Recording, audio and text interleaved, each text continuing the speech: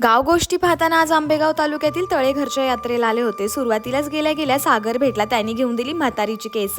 मग काय, मंदिरात गेलो आणि दर्शन केलं आणि मग यात्रा फिरायला सुरुवात केली। मोठी यात्रा आहे हा इकडची।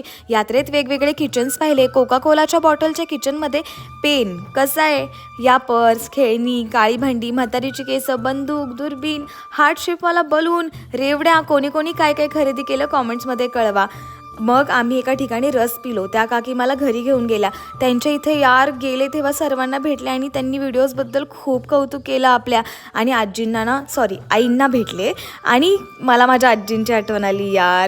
बरं, मला या यात्रेत सर्वात मोठं आकर्षण वाटलं ते म्हणजे कुस्त्या। काय छोटे छोटे पैलवान कुस्त्या खेळत होते यार, आणि कुस्ती जिंकली की ना, ज्या पैलवानांनी त्यांना शिकवलं त्यांच्या पाया पडणे काय बघण्यासारखं होतं यार।